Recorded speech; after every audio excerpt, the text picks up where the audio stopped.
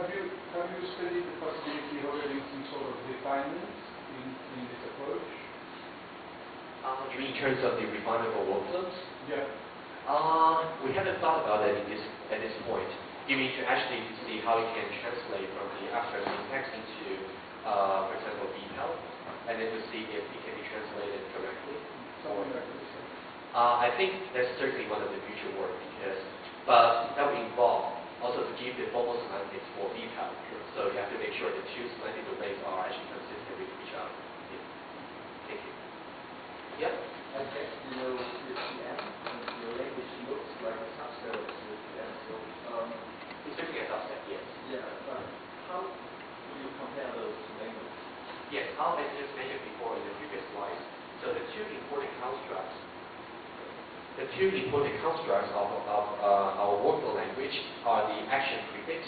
Let me just go back to the very beginning. So as you can see, these two constructs, so this is for action prefix, and this is for dot operator. So usually in the CSP world, if you want to actually do you also have these two constructs, but the interpretation are slightly different, or the usage are slightly different. So in CSP, if you have let's say you have two workflows, and then you have workflow 1 and workflow 2. Let's say both of them, the initial events available are both A. So you can actually synchronize the two events together. So when you see the trace, it's only one single occurrence of event A. But in our case, that is not possible. So that is one thing. And the second point is for the guarded workflow, whether to execute this workflow or not depends on what's the current state of your system, whether it actually satisfies the guard G.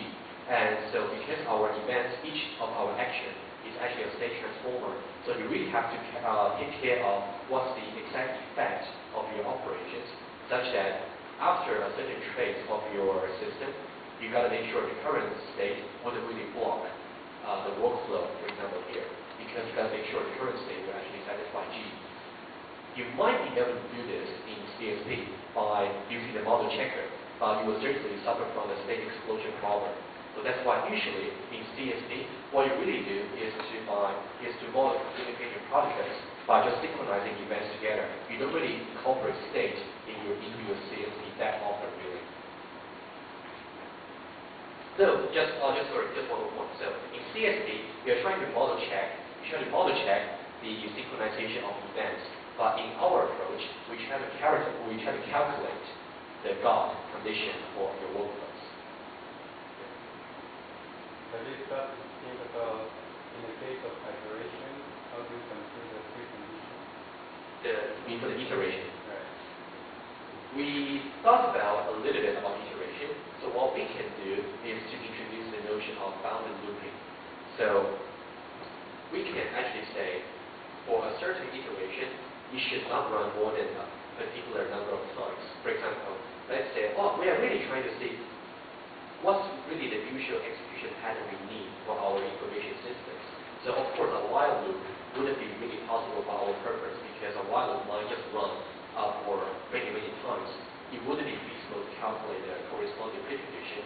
But we might be able to say, okay, for this particular loop, you will run no more than 10 times, or you should run no more than 100 times. So it's actually finite calculation for us to perform. But up to now, we haven't thought about too much about iteration or recursion. But if the language has nice property, then perhaps some fixed point semantics say that. Yeah. So I think that's certainly one of the future works we have to do for the recursion or bounded looping. Any more questions?